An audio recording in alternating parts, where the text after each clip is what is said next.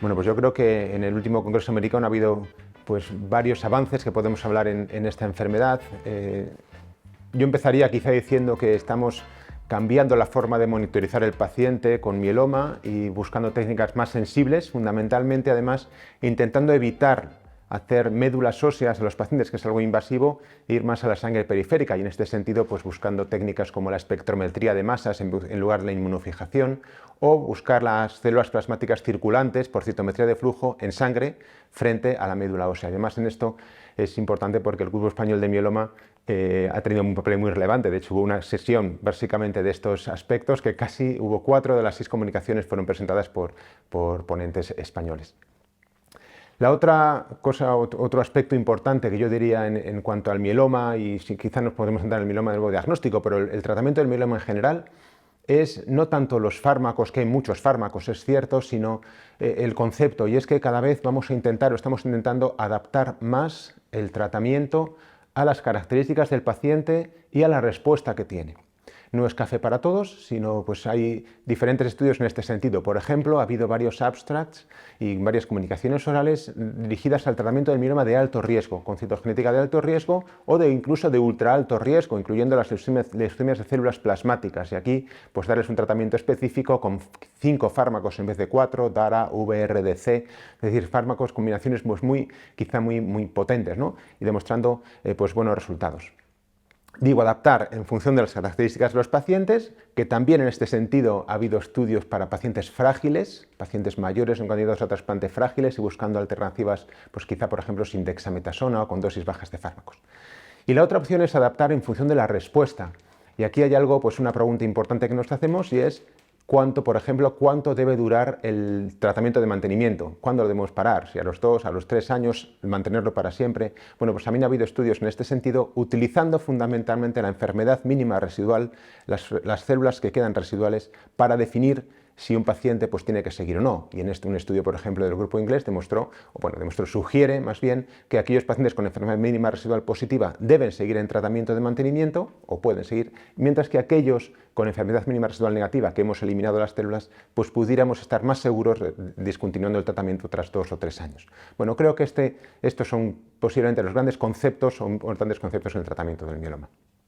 La recaída del mieloma es donde quizá haya habido más avances en cuanto a nuevos tratamientos, nuevos fármacos, y esto lo estamos viendo en los últimos años, ¿no? Y aquí, bueno, pues por supuesto tenemos todas las combinaciones en primeras líneas, nuevas de las que no voy a hablar ahora, pero sí que quizá lo más relevante es el avance y la incorporación cada vez más de la inmunoterapia. Aquí tenemos básicamente dos estrategias, yo diría complementarias, ¿no? Que son los anticuerpos biespecíficos, los T-cell engagers, los que buscamos que el anticuerpo una la célula tumoral con el sistema defensivo, buscando, y aquí bueno, pues ha habido pues, hasta yo creo que es 5, 6, 7 de estos anticuerpos biespecíficos pues, que se han probado en mieloma, ¿no? Y que, bueno, que se han reportado en el Congreso americano. Con diferentes, interesante, ¿no? Diferentes dianas, porque está BCMA, está GPRC5D, está FCRH5. Y la otra estrategia en este sentido de inmunoterapia son las células CAR-T. Las células CAR-T, que es algo pues, que podemos decir casi de ciencia ficción, que es utilizar células como fármacos, es un medicamento vivo que introducimos dentro del paciente y ahí está viviendo y luchando contra la enfermedad. Y también, de nuevo, pues, ha habido varios de estos, ¿no? ¿Qué avances ha habido en cuanto a inmunoterapia y CAR-T? Yo diría que ha habido 2 fundamentalmente, y uno es en las combinaciones, y estamos empezando a combinar estos fármacos estas estrategias con fármacos convencionales y después moverlos hasta ahora se utilizan en pacientes en últimas recaídas y moverlos a líneas más anteriores, incluso en la primera línea, pacientes de nuevo diagnóstico que reciben estas estrategias. Creo que esto ha supuesto una revolución y veremos porque cada vez lo vamos a tener más presente para nuestros pacientes con mieloma. Claro, el mieloma ahora mismo se considera una enfermedad aún incurable en la mayoría de los pacientes. Esto lo digo así, pero es cierto que no lo sabemos porque se ha avanzado tanto en el tratamiento del mieloma que en los últimos años y tan reciente que vemos que los pacientes responden de una forma muy profunda y que en muchos pacientes conseguimos erradicar la enfermedad, pero no sabemos si va a volver a aparecer.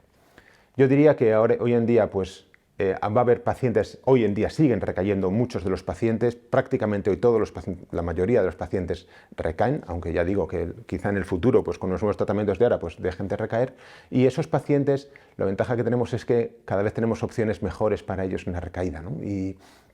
Y de nuevo antes pues eran pacientes pues, que respondían un 30%, ahora estamos viendo que responden el 90-100% en la recaída, incluso 60-70, respuestas muy buenas, incluso en la recaída, ¿no? Incluso con las nuevas estrategias de inmunoterapia, pues también en últimas recaídas hasta un 90-100% de los pacientes responden a las células, por ejemplo los CAR-Ts, un 60-70 con los anticuerpos biespecíficos, ¿no? Bueno, realmente es difícil de hablar ahora mismo de cuántos, de porcentajes, porque va tan rápido que no sabemos lo que va a pasar dentro de 5 años, ¿no? Bueno, la amiloidosis también ha tenido bastante importancia en el AS, ha habido varias comunicaciones sobre esta. Yo destacaría dos fundamentalmente, quizá. Uno es la utilización del daratumumab en monoterapia. Este es un estudio del Grupo Europeo de Mieloma, del grupo del IMN, del Grupo Europeo de Mieloma, bueno, que hizo el estudio de amiloidosis, y utilizaba daratumumab en pacientes con amiloidosis muy avanzada, con estadios cardiológicos de muy alto riesgo. Y bueno, pues es un tratamiento, digamos, poco tóxico, aunque eficaz. Y se vio, pues efectivamente, lo que se vio es que respondían bastantes de estos pacientes que tienen un pronóstico muy malo a muy corto plazo y respondían, toleraban bien el tratamiento y después tenían respuestas importantes también en cuanto a respuesta orgánica, ¿no? Del corazón, del riñón, etc. Y también otro estudio interesante que estábamos esperando, de hecho, es el estudio del birtamimab, que es un anticuerpo monoclonal que se une a la proteína causante de la amiloidosis, a la proteína mal plegada, y la fagocita, y hace que sea fagocitada por los macrófagos y sea eliminada.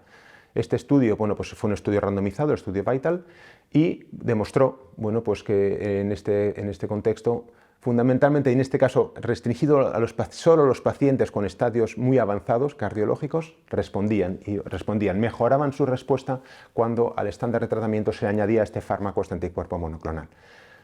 Ha habido otros estudios, como por ejemplo la utilización de belantamab en pacientes en recaída con amiloidosis, otro anticuerpo como el KL101, bueno, otros estudios, pero creo que esto también es interesante y como decía antes con mieloma, pues es importante que estamos también focalizándonos en algunos grupos de pacientes, ¿no? Adaptar el tratamiento al tipo de enfermedad y estos son pacientes, pues, como he contado, pues con pacientes con amiloidosis de muy alto riesgo con estadios cardiológicos muy avanzados.